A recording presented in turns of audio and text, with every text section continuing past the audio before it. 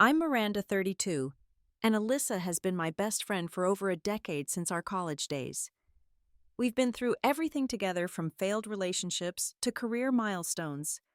My husband Jake has always adored Alyssa, almost as much as I do. Today, her backyard baby shower looked perfect with pastel balloons dancing in the breeze. But something felt off about Thomas, her husband of 2 years. Then it happened. Jake grabbed my hand, his face pale. "We need to leave now." If you've ever had a friendship-altering moment, hit subscribe and let me know where you're watching from. Alyssa and I met during freshman orientation at UCLA. We were randomly assigned as roommates, and what could have been a disaster turned into the best luck of my life. She was studying marketing while I pursued nursing, but despite our different majors, we clicked instantly. Our tiny dorm room became a sanctuary where we shared late-night study sessions, relationship dramas, and our deepest fears about the future. I still remember the night her first serious boyfriend broke up with her via text. I skipped an important anatomy lecture to buy ice cream and hold her while she cried. 6 months later, she returned the favor when my dad was diagnosed with cancer. She drove me home every weekend for 3 months so I could visit him in the hospital without having to navigate public transportation in my emotional state. After graduation, many college friendships drift apart, but ours grew stronger. We both stayed in Los Angeles, sharing an apartment for 2 more years until our careers took off in different directions. Even when we no longer lived together, we maintained our Sunday brunch tradition, never missing a week unless one of us was out of town. I met Jake during my second year as a pediatric nurse at Cedars-Sinai. He was a radiologist who had just transferred from Boston. We kept running into each other in the hospital cafeteria, and after the fifth accidental encounter, he finally asked me out. I immediately called Alyssa after he walked away. "He's tall, has the kindest eyes, and talks about his patients like they're his own kids," I gushed to her over the phone. Alyssa insisted on meeting him before our third date. She took her role as best friend seriously, always wanting to protect me from the string of disappointing relationships I'd had in the past. Jake passed her inspection with flying colors, even impressing her by remembering details about her job that I had mentioned in passing. "This one's different," she told me that night. "Don't mess it up." I didn't. Jake proposed 11 months later, and we were married within the year. Alyssa was my maid of honor, giving a toast that left everyone in tears and laughter. She ended it by saying, "Miranda has been my person for 8 years, and now I'm officially sharing her with someone worthy." While my love life flourished, Alyssa struggled. She dated a series of men who either couldn't commit or wanted to change her. I watched her confidence slowly erode with each failed relationship. By the time she turned 30, she began making jokes about becoming the eternal godmother to all her friends' kids. Then she met Thomas at a charity gala for the marketing agency where she worked. He was a major donor, 15 years her senior, and impossibly polished. When she called me the morning after, her voice had a breathless quality I hadn't heard in years. "He's different from anyone I've ever dated," she said. "He knows exactly what he wants and isn't afraid to go after it." Their relationship moved at warp speed. Within 2 months, he had given her a key to his Malibu home. By month 4, she had moved in. When she called to tell me they were engaged after only 6 months, I felt a flutter of concern. "Are you sure this isn't too fast?" I asked as gently as possible. "When it's right, you know it," she replied, echoing words I had said about Jake. The difference was that Jake and I had taken time to build a foundation. With Thomas, everything seemed to be about grand gestures and intensity. I never voiced these concerns to Alyssa, not wanting to rain on her happiness parade after so many years of disappointment. Their wedding was lavish, held at an exclusive vineyard in Napa Valley. Thomas spared no expense, but something felt performative about the entire event. During my maid of honor speech, I noticed he was checking his phone. At their first dance, his smile never quite reached his eyes. After the wedding, Alyssa began to change in subtle ways. She stopped coming to our Sunday brunches, always with a different excuse. When we did meet, she would check her phone constantly as if afraid of missing a call from Thomas. She stopped sharing details about their relationship, offering only surface-level updates when pressed. 8 months after the wedding, she called me with news that she was pregnant. Her voice contained a mixture of excitement and what sounded like anxiety. "Will you be the godmother?" she asked before I could even congratulate her properly. "Of course," I replied immediately. "I'd be honored." Despite my growing reservations about Thomas, I was genuinely happy for Alyssa. She had always wanted to be a mother, and I knew she would be an amazing one. I pushed aside my concerns and focused on supporting her through this new chapter.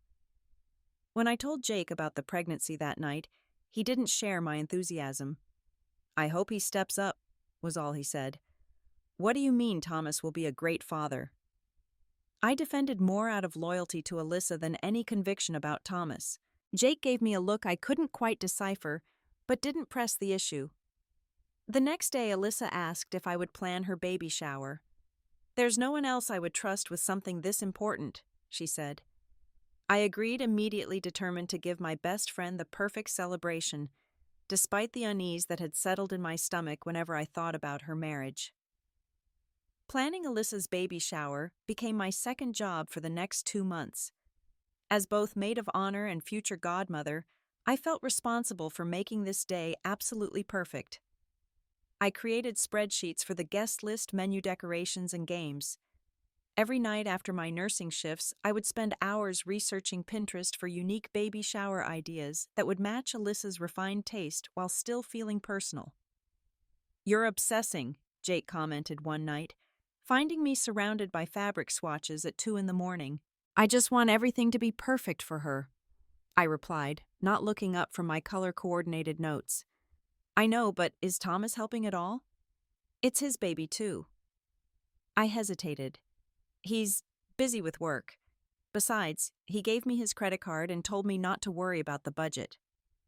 Jake frowned but didn't say anything more. He simply kissed the top of my head and went back to bed. The truth was, Thomas had been noticeably absent from all the preparations. When I'd call Alyssa to confirm details, I could sometimes hear him in the background, his voice sharp as he conducted business calls, seemingly uninterested in any shower decisions. Once I distinctly heard him say, "Just let Miranda handle it. That's what she's good for." The comment stung, but I brushed it off.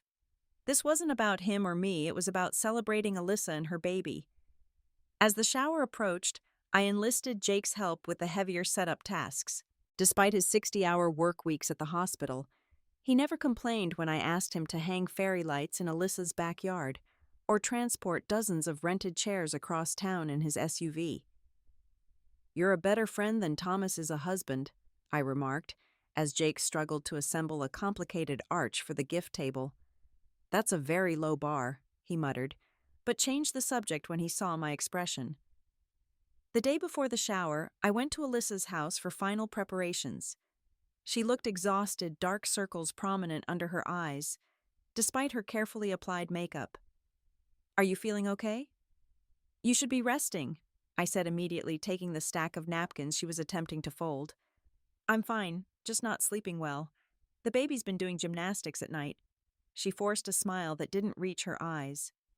After an hour of work, we took a break in her kitchen. As I poured us both some herbal tea, she suddenly burst into tears. "Hey, what's wrong?" I rushed to her side, alarmed by the sudden breakdown. "It's nothing," she sniffled, wiping her eyes. "Just hormones."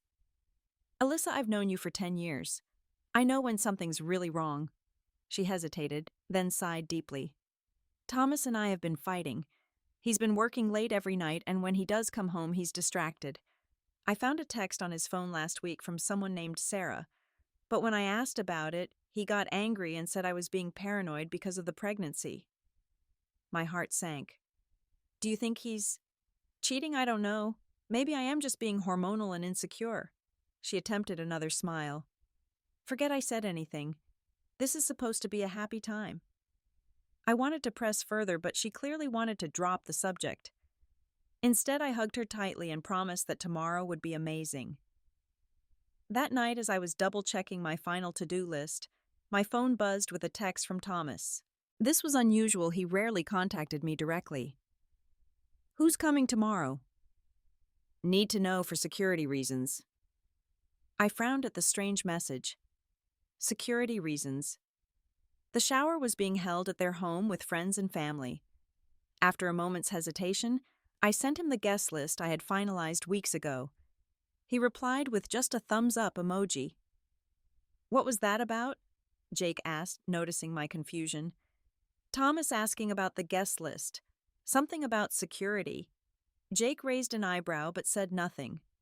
What? I pressed. Nothing. It just seems like an odd thing to be concerned about the night before. I shrugged it off, too busy with last-minute details to dwell on Thomas's peculiarities. My focus remained on creating a perfect day for Alyssa, one that would make her forget at least temporarily whatever troubles were brewing in her marriage. Little did I know that the shower I had spent months planning would come crashing down in ways I never could have imagined. The morning of the baby shower dawned with perfect weather, as if the California skies themselves wanted to celebrate Alyssa's baby. Jake and I arrived 3 hours early to finish setting up. The backyard of Alyssa and Thomas's Brentwood home had been transformed into a dreamy garden party. Soft pink and gold decorations hung from the pergola with matching balloon arches framing the entrance. Tables were adorned with fresh flower centerpieces, and a dessert table featured a 3-tiered cake topped with a delicate fondant baby carriage. It looks amazing, Jake said, surveying our work. You've outdone yourself. I beamed with pride, but couldn't shake a lingering anxiety. I just hope everything goes smoothly. Alyssa emerged from the house wearing a flowing maxi dress that elegantly draped over her 7-month baby bump. Her face lit up when she saw the decorations. Miranda? This is magical, she breathed, hugging me tightly. I don't deserve you. Nonsense. You deserve all of this and more, I replied, noticing that despite her smile, the tension hadn't left her shoulders. Guests began arriving at noon. Alyssa's parents, Robert and Carol, were among the first, bringing an enormous gift wrapped in silver paper. Where should we put this? Robert asked, balancing the package carefully. The gift table is under the oak tree, I directed, then lowered my voice. It's the crib she's been eyeing for months. Carol squeezed my arm in thanks, then moved to fuss over her daughter, exclaiming over how beautiful she looked and how excited they were to become grandparents. Thomas's parents arrived 20 minutes late, looking uncomfortable in the cheerful setting. His mother, Diana, immediately began critiquing the decorations. Pink is so traditional, she sniffed. Thomas said you were planning something more sophisticated. I bit back a retort. Alyssa chose the colors herself. Diana adjusted her designer sunglasses. And where is my son? He said he had a quick meeting to attend, Alyssa explained, appearing at my side. He'll be here soon. I noticed the slight tremor in her voice and gave her hand a supportive squeeze. More guests filtered in, colleagues from Alyssa's agency, mutual friends from college, and neighbors who had welcomed Alyssa warmly when she moved into Thomas's home. Everyone seemed genuinely happy for her, bringing thoughtful gifts and sharing in the celebration. Thomas finally arrived 45 minutes late, accompanied by a man in an expensive suit whom I didn't recognize. He kissed Alyssa briefly on the cheek before introducing his companion. This is Martin Walsh, my associate, Thomas explained vaguely. He was in town for our meeting, and I thought he might enjoy stopping by. Martin nodded politely, but looked as out of place as a penguin in the desert. He kept checking his watch and scanning the crowd nervously. I didn't know we were having business guests, Alyssa whispered to Thomas. It's just Martin. He won't stay long, Thomas replied dismissively, before guiding his associate toward the bar I had set up. I watched as they huddled in the corner, speaking in low voices and occasionally glancing around as if making sure no one was listening. Something about their behavior set off alarm bells in my head. Jake noticed, too. He had been charming Alyssa's great-aunt with stories about the hospital, but I caught him watching Thomas with unusual intensity. When our eyes met across the yard, he gave me a look that I couldn't quite interpret. Determined not to let Thomas's oddities ruin the day, I launched into the activities I had planned. We played a game where guests had to guess the baby items in a bag by touch alone, which led to lots of laughter and ridiculous guesses. Another game involved guessing the baby food flavor by taste, which even Thomas's stoic father reluctantly participated in, grimacing dramatically at the pureed peas. Throughout it all, Alyssa seemed to be genuinely enjoying herself. Her laughter became less forced and some color returned to her cheeks. For brief moments, she looked like her old self, the carefree, confident woman I'd known before Thomas. The gift-opening portion of the afternoon was a highlight. Alyssa gasped with delight at each thoughtful present, from handmade blankets to state-of-the-art baby monitors. Her parents' crib was met with tears of joy, and even Thomas managed to look interested when she opened his gift, an outrageously expensive designer diaper bag that seemed more like a status symbol than a practical item for a new mother. Throughout the gift opening, I noticed Thomas frequently stepping away to take phone calls. Each time he returned, he would whisper something to Martin, who would nod gravely. At one point, I saw Martin hand Thomas a document which he quickly folded and put in his jacket pocket. Jake had been hovering near the food table, chatting with guests, but always keeping Thomas in his peripheral vision. When Thomas excused himself yet again, this time heading toward the house, Jake waited a moment, then said, "I'm going to use the bathroom. Be right back." He was gone for nearly 20 minutes. I was in the middle of organizing a game of baby bingo when I realized he still hadn't returned. Scanning the yard, I felt a twinge of worry when I couldn't spot him anywhere. Thomas had returned and was once again in deep conversation with Martin, but there was no sign of Jake. Just as I was about to go look for him, he emerged from the house. His face was pale and he was walking with purpose, his jaw set in a way I recognized from our most serious arguments. He caught my eye from across the yard, and the intensity of his gaze made my stomach drop. Something was very wrong. Jake made a beeline toward me, weaving through chatting guests with determination. When he reached my side, he grabbed my hand firmly and leaned in close. "We need to leave now," he whispered, his voice urgent. "What? I can't leave. I'm hosting," I protested, confused by his behavior. "Miranda, trust me. We need to go." His grip on my hand tightened, and I noticed a slight tremor in his fingers. The guests nearest to us fell silent, sensing the tension. Alyssa looked up from the gift she was unwrapping, her face crumpling in concern. "Miranda, is everything okay?" she called out. Everyone turned to look at us, the cheerful atmosphere evaporating instantly. Thomas's head snapped in our direction, his expression morphing from confusion to something that looked strangely like fear. "Jake, what are you doing?" I hissed, trying to pull my hand away. The silence around us was deafening as everyone waited for an explanation. Jake didn't answer me. Instead, he turned to face Thomas, who was now approaching us with forced casualness. "Is there a problem?" Thomas asked, his voice smooth, but with an undercurrent of tension. "I think you know exactly what the problem is," Jake replied, his voice steady despite the obvious anger simmering beneath. Thomas laughed, a hollow sound that didn't reach his eyes. "I have no idea what you're talking about. Maybe we should discuss this later when you're feeling more rational." "I found the messages, Thomas," Jake said quietly. The color drained from Thomas's face. "You went through my phone. That's an invasion of privacy. I could sue you for that." "Your phone was open on the bathroom counter," Jake countered. "I wasn't looking for anything, but when I saw the name Melissa with a heart emoji next to it, I couldn't help but notice it wasn't your wife's name." Alyssa had made her way over to us, her hand protectively cradling her baby bump. "What messages, Thomas? What is he talking about?" Thomas moved closer to Alyssa, placing an arm around her shoulders that looked possessive rather than comforting. "It's nothing, sweetheart." Jake is clearly confused. "Tell her about Melissa in Sacramento," Jake pressed. "Tell her about your other family." The words hung in the air like a physical presence. Several guests gasped. Alyssa's mother let out a small cry of distress. "Other family," Alyssa whispered, pulling away from Thomas's grasp. "What is he talking about?" "He's lying." Thomas snapped, his composure cracking. "He's always been jealous of our lifestyle." Jake pulled out his phone. "I took screenshots. I'm not proud of it, but after seeing what I saw, I couldn't just say nothing." "You had no right." Thomas lunged toward Jake, but his associate Martin quickly intervened, grabbing his arm. "Not here," Martin muttered. "Think about the optics." The word optics seemed to strike Alyssa like a physical blow. "The optics," she repeated, her voice rising. "That's what you're worried about right now." I moved to stand beside Alyssa, placing my arm around her waist for support. "Jake wouldn't make something like this up," I said firmly.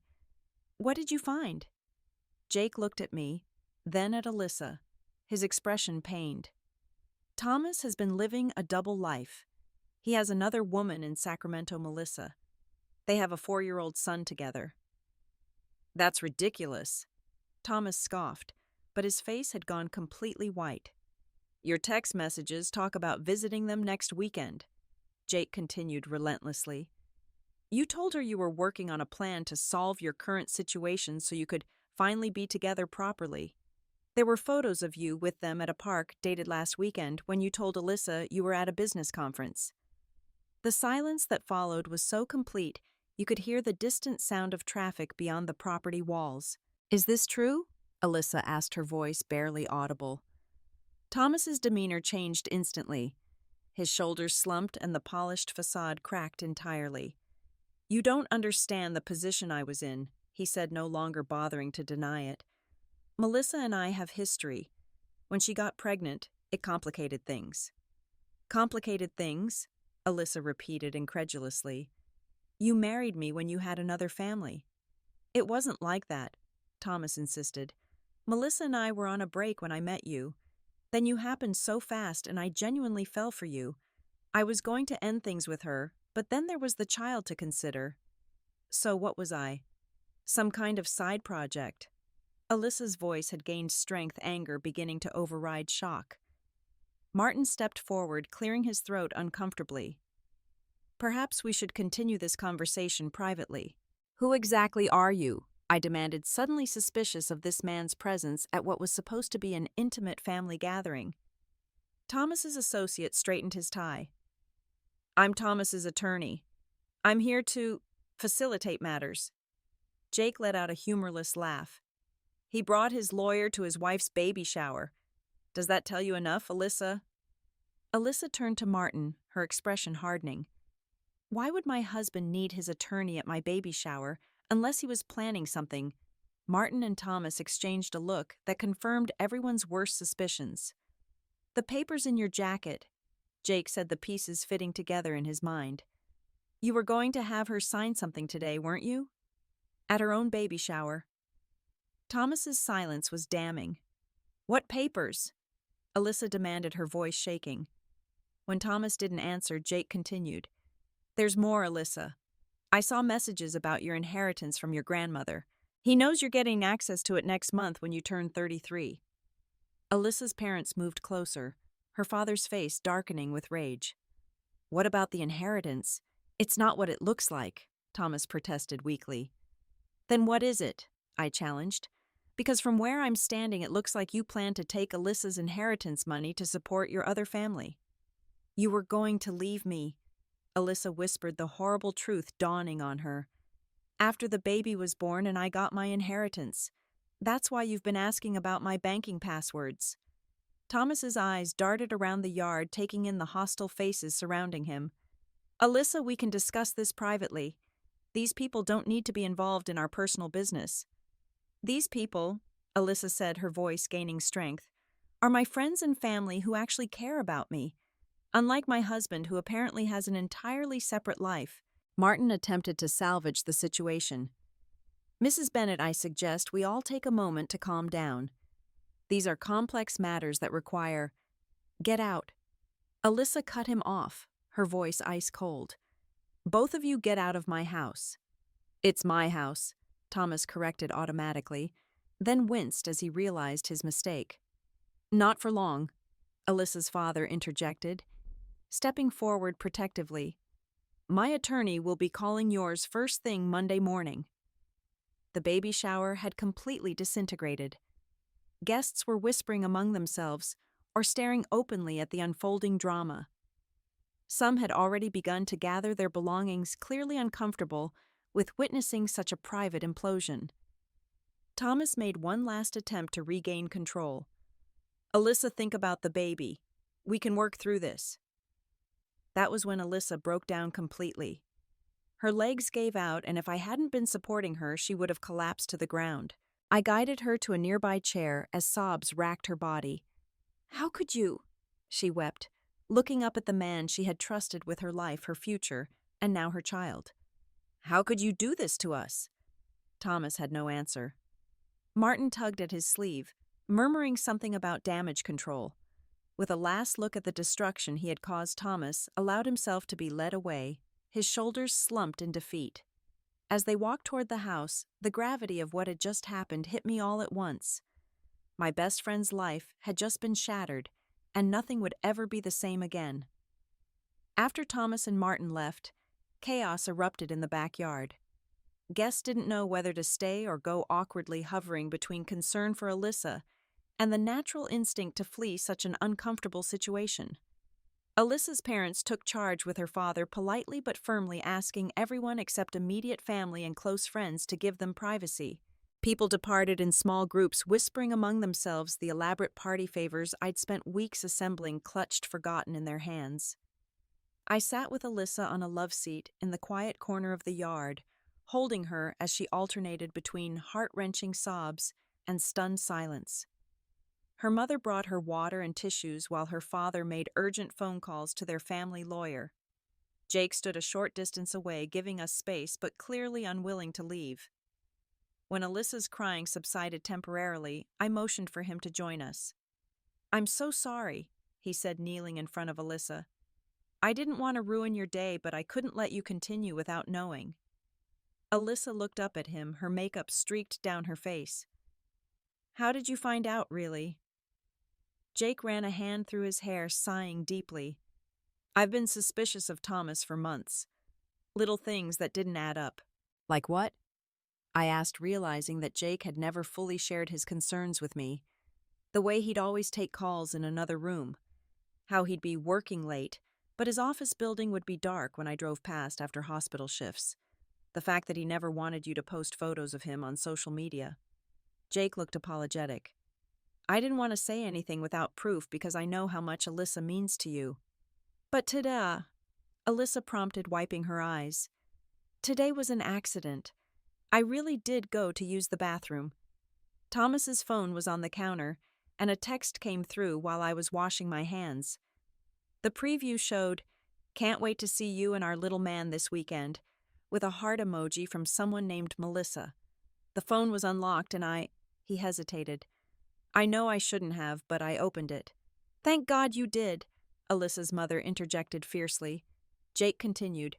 "There were hundreds of messages between them. Photos of Thomas with a little boy who looks just like him. Plans for their future together. And recent messages about," he glanced at Alyssa uncertainly, "about getting my money," she finished flatly. "He was planning to leave me after I got my inheritance." Jake nodded grimly. "He and Martin were setting up some kind of investment opportunity they wanted you to put your inheritance into. Based on the messages, it was essentially a way to funnel your money into an account he could access." "And the child?" I asked the question that had been burning in my mind. 4 years old, named Thomas Jr. Jake's voice was gentle. "He's been visiting them at least twice a month since before your wedding, Alyssa. He told Melissa that you were a temporary situation he needed to manage for business reasons." Alyssa made a sound somewhere between a laugh and a sob. "Temporary? 2 years of my life. Our baby." Her hand moved protectively to her stomach. "Did he ever intend to stay?" she whispered. Jake hesitated before answering. "From what I saw, no. He's been promising Melissa that they'd be a proper family once he resolved his current situation. The messages go back to before your wedding." The weight of this betrayal seemed to physically crush Alyssa. She doubled over, wrapping her arms around her middle as if protecting her unborn child from the painful truth. "I should have seen it," she said between sobs. "The signs were all there." "Don't do that to yourself," I urged, rubbing her back. "Thomas is an expert manipulator. He fooled everyone."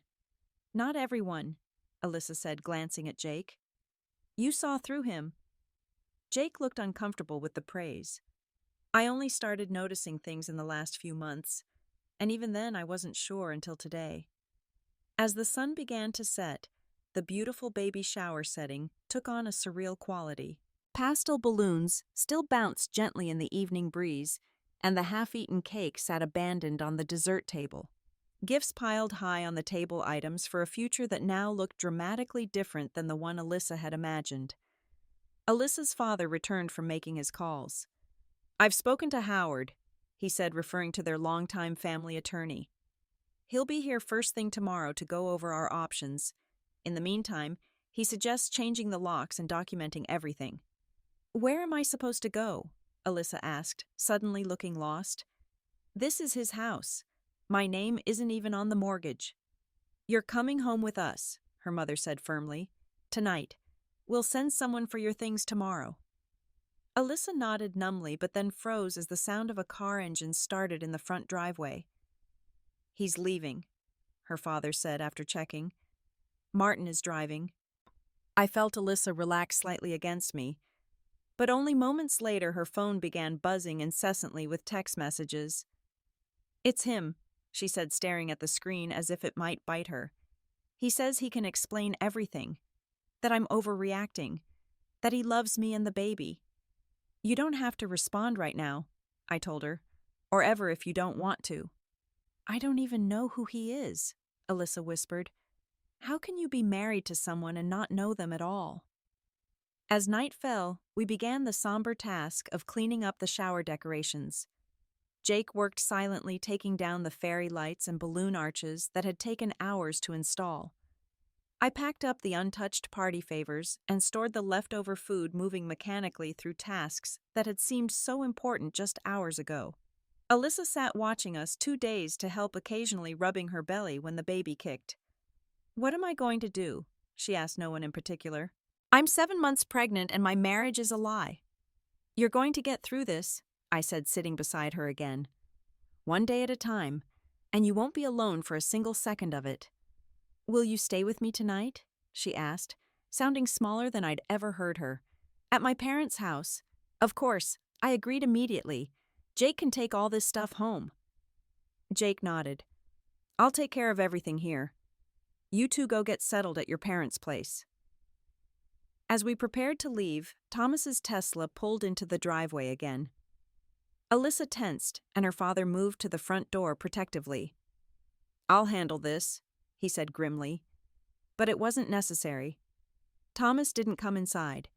He sat in his car for nearly 10 minutes, occasionally looking toward the house before finally driving away again. "He's a coward," Alyssa said, watching from the window. "He couldn't even face me." That night in the safety of her childhood bedroom, Alyssa finally let herself completely break down. I held her as years of gaslighting and manipulation poured out of her in devastating waves. "He made me think I was crazy whenever I questioned him about being distant," she sobbed. "He told me it was just pregnancy hormones making me paranoid." I believed him. "That's what manipulators do," I said, stroking her hair. "They make you doubt yourself. How am I going to raise this baby alone?"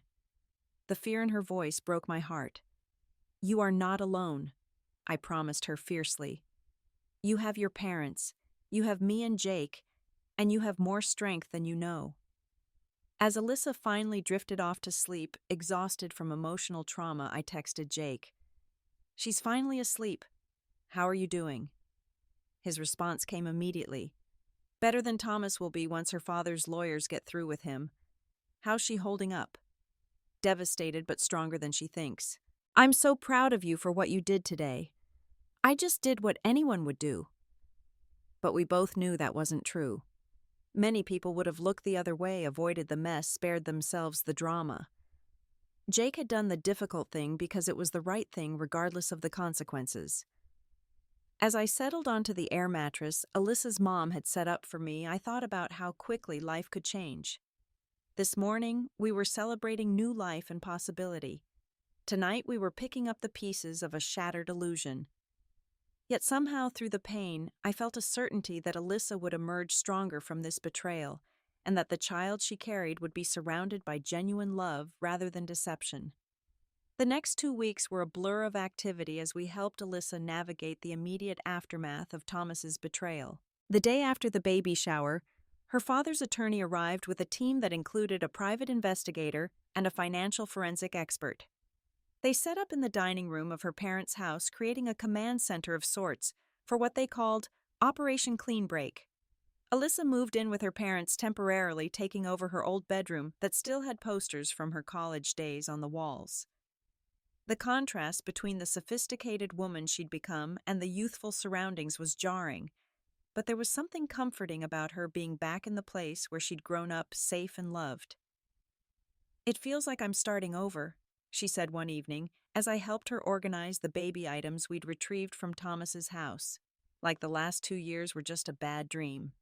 I watched her fold tiny onesies with care, her wedding ring noticeably absent from her finger. "Not all of it was bad," I reminded her gently, nodding toward her belly. "You're getting the greatest gift out of this mess." She managed a small smile, placing a hand on her stomach. "That's true. At least he gave me one real thing." The legal proceedings began immediately. Thomas initially tried to paint Jake as the villain, claiming he had invaded his privacy and misinterpreted innocent messages. That strategy crumbled when Alyssa's private investigator uncovered property records showing Thomas owned a house in Sacramento under a business entity and found school registration documents for Thomas Jr., listing Thomas as the father and Melissa Carson as the mother. When confronted with this evidence, Thomas switched tactics, offering Alyssa a settlement that her lawyer described as insultingly inadequate. She rejected it without hesitation.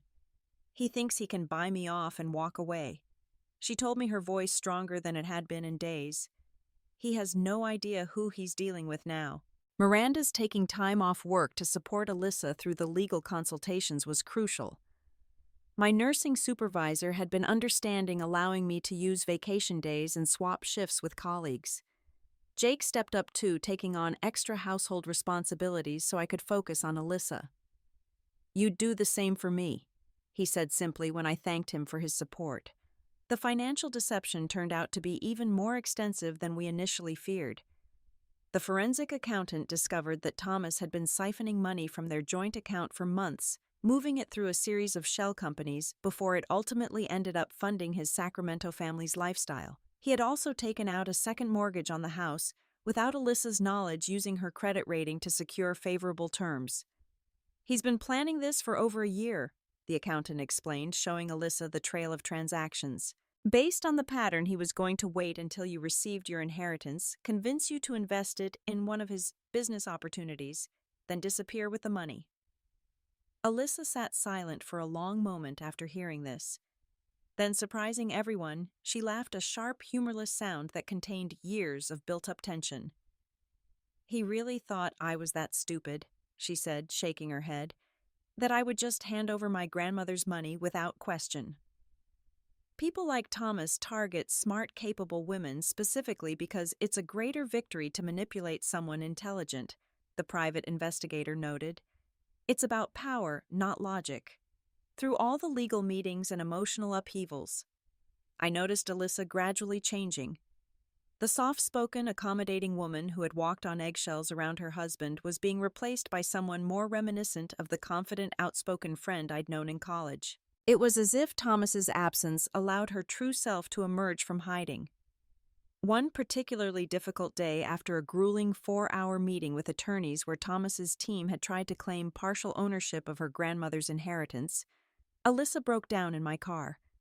"I don't recognize my life anymore," she sobbed. "Everything I thought was real is just gone." I pulled over, unbuckled my seatbelt, and turned to face her fully. "Not everything. Your baby is real. Your parents' love is real. My friendship is real. Jake's support is real." "I know," she sniffled. "I just feel so stupid." "You are not stupid. You are a kind, trusting person who believed someone who made a career out of lying. That's on him, not you."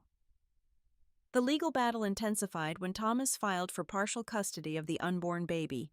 Alyssa's attorney explained that it was likely a negotiation tactic rather than a genuine desire for involvement, but the mere suggestion sent Alyssa into a panic attack so severe we had to take her to the emergency room. He can't take my baby, she gasped between labored breaths as doctors monitored her elevated heart rate. He doesn't even want it. He's just trying to hurt me. The stress triggered early contractions, and doctors placed Alyssa on strict bed rest for 3 days. I stayed with her in the hospital, my nursing background allowing me to interpret medical jargon for her and advocate when necessary. Jake visited after his shifts, often bringing small comforts like her favorite magazines or the special organic tea she'd been craving. During one of these hospital stays, Jake mentioned that he had a connection who might be able to help. One of my colleagues at the hospital has a sister who's a divorce attorney specializing in high-conflict cases, he explained. She's apparently ruthless but ethical.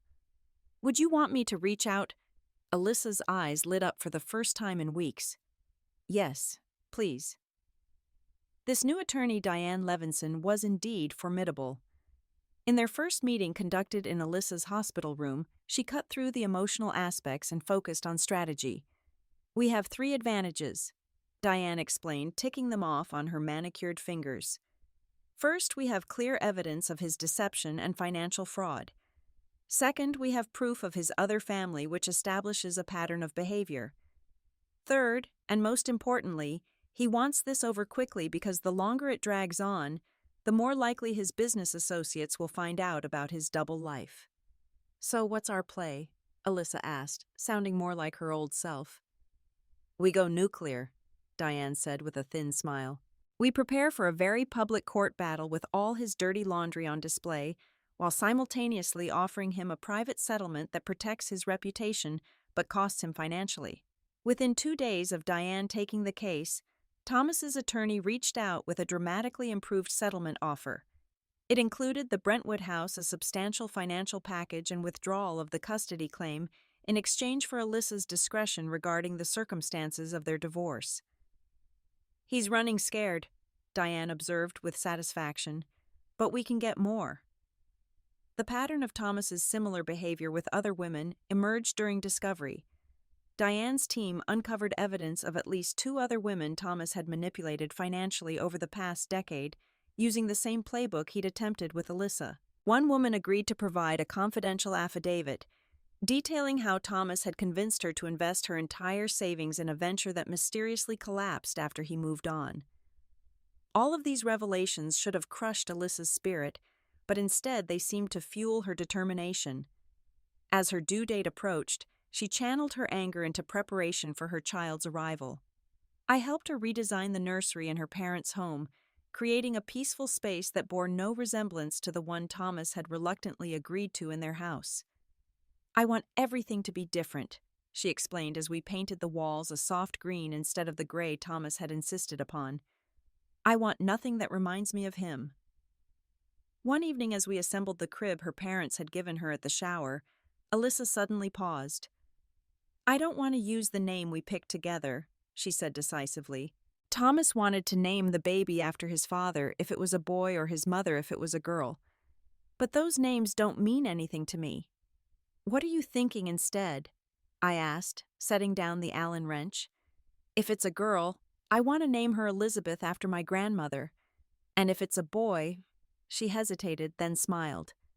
Maybe Jacob, after the man who saved us from a terrible future. I felt tears spring to my eyes. Jake would be honored. It's the least I can do, she said simply. Without him, I might have spent years in that marriage before discovering the truth. That night, Alyssa received her first 3D ultrasound photo. The baby's features were clearly visible: tiny nose, pouty lips, eyes closed peacefully. When she showed me the image, I noticed something subtle but significant. She was smiling genuinely, perhaps for the first time since the baby shower. She looks like me, Alyssa whispered, tracing the baby's profile with her finger. Just like my baby pictures. In that moment, I saw a shift in how Alyssa viewed her pregnancy. The baby was no longer tainted by association with Thomas's betrayal. It was hers alone, a new life that represented future possibility rather than past deception. She's beautiful, I agreed, though honestly, all babies in ultrasounds looked somewhat like aliens to me. And she's going to have the strongest mother in the world. Alyssa looked up from the photo, her eyes clear and determined. You know what she really is. The weeks leading up to Alyssa's due date brought rapid changes and healing.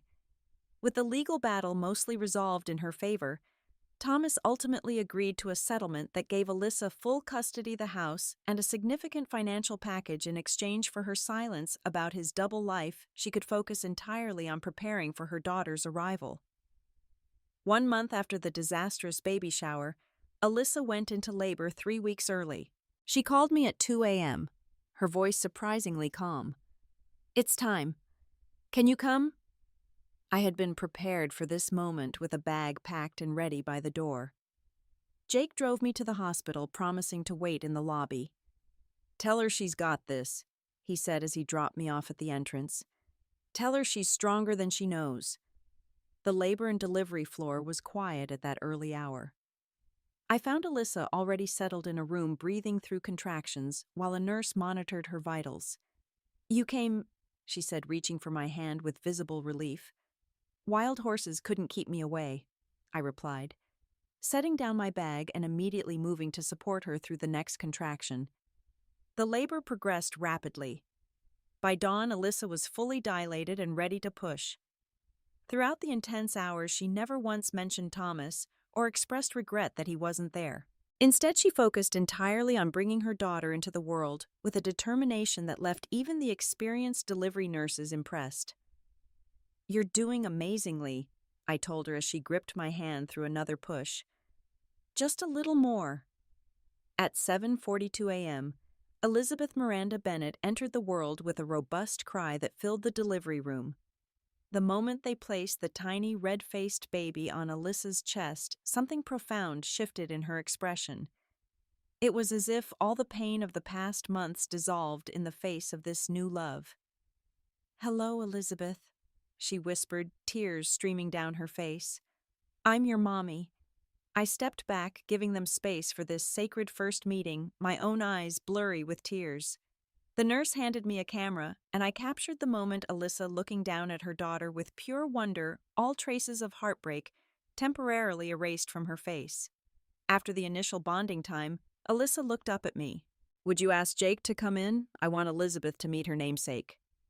Jake entered the room tentatively, his tall frame seeming out of place among the medical equipment. When Alyssa told him the baby's full name, Elizabeth Miranda Jacob Bennett, he was visibly moved. "I don't know what to say," he admitted, gently touching the baby's tiny hand with his finger. "You don't need to say anything," Alyssa told him. "Just know that without you, her life would have been very different. You're the reason she'll grow up in truth instead of lies." Jake brought the first flowers, not an elaborate arrangement like Thomas might have ordered, but a simple bouquet of daisies that he'd picked up from the hospital gift shop. Somehow this unpretentious gesture seemed more genuine than any extravagant display Thomas had ever made. The first days of Alyssa's new motherhood were a blur of feedings, diaper changes, and sleep deprivation. I took 2 weeks of leave to help her adjust staying in her parents' guest room and taking night shifts so she could rest. Jake visited daily, bringing home-cooked meals and often just sitting quietly with Alyssa while she nursed, providing companionship without demands. "I never thought it would be like this," Alyssa admitted one evening as we sat in the nursery, Elizabeth sleeping peacefully in her arms. "Having a baby without a husband. Living with my parents at 33. Starting over completely. Is it worse than you imagined?" I asked carefully. She considered this, looking down at her daughter's perfect face. "No," she said finally. "It's different, but it's real. Everything with Thomas felt like I was playing a role in someone else's script. This feels like my own life for the first time in years." The final divorce settlement came through when Elizabeth was 2 months old. Thomas had ultimately agreed to all of Alyssa's terms, including relinquishing any claim to Elizabeth in exchange for not having to pay child support, a condition that Alyssa's lawyer advised against, but that Alyssa insisted upon. "I don't want anything from him, not even money," she explained. "I don't want Elizabeth to have any connection to him at all." We later learned that Thomas had moved to Sacramento permanently to be with Melissa and their son. He sold his business in Los Angeles and effectively disappeared from our lives, exactly as Alyssa had hoped. With the legal battles behind her, Alyssa began rebuilding her life with surprising energy. When Elizabeth was 6 months old, Alyssa started a social media consulting business that she could run from home. Her marketing background and genuine understanding of how to create authentic connections made her business grow rapidly, primarily through word of mouth from satisfied clients. Jake and I became deeply involved in Elizabeth's life as her godparents. Sunday brunches resumed now with a high chair at the table and baby toys scattered across the floor. Jake proved to be naturally gifted with Elizabeth, often able to make her laugh when she was fussy or rock her to sleep when she was fighting nap time. "You're going to be an amazing father someday," Alyssa commented once, watching him airplane pureed sweet potatoes into Elizabeth's eager mouth, without getting a drop on her clothes, a feat neither Alyssa nor I could accomplish. Jake and I had begun discussing starting our own family, inspired partly by watching Alyssa's journey into motherhood. Despite the difficult circumstances, or perhaps because of them, she had embraced parenthood with a wisdom and grace that made us both feel ready to take that step ourselves. On the 1-year anniversary of the baby shower that had changed everything, Alyssa hosted what she called a gratitude party at her home, the Brentwood house that she had completely redesigned to erase any trace of Thomas. She invited only the people who had stood by her through the darkest days, her parents, Jake and me, and a small circle of friends who had provided unwavering support. During a toast, she surprised us all by directly addressing the elephant in the room.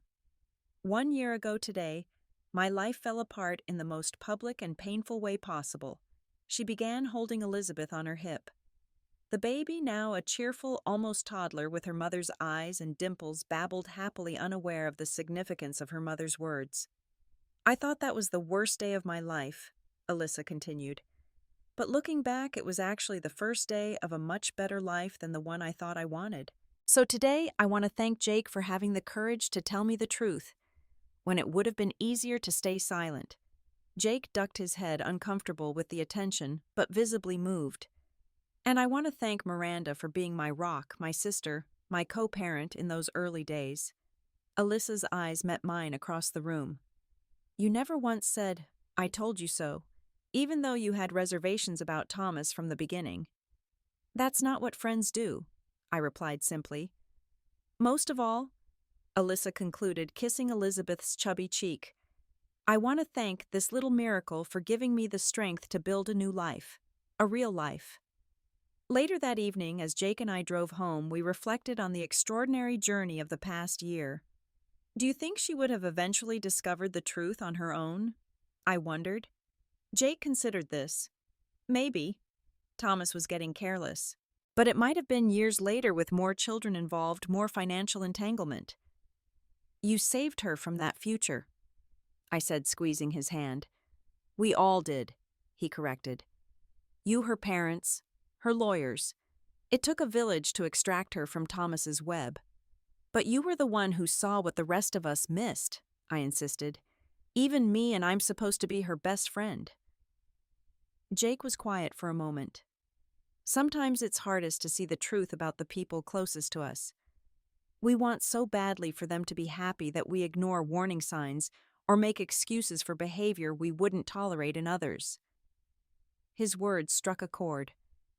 I had ignored my own misgivings about Thomas because I'd wanted to believe Alyssa had finally found the happiness she deserved. I'd dismissed Jake's concerns as overprotectiveness rather than legitimate warnings. The experience had taught me to trust not just my own instincts, but also the perspectives of those who loved me and had nothing to gain from deception. The lesson wasn't lost on Alyssa either. When she eventually began dating again, she approached relationships with a healthy caution and insisted on introducing potential partners to her truth-tellers, the inner circle who had seen through Thomas's facade before getting serious with anyone. Her journey from devastation to empowerment reminded me daily of the resilience of the human spirit. In losing what she thought was her perfect life, Alyssa had gained something far more valuable: authentic happiness built on truth rather than illusion.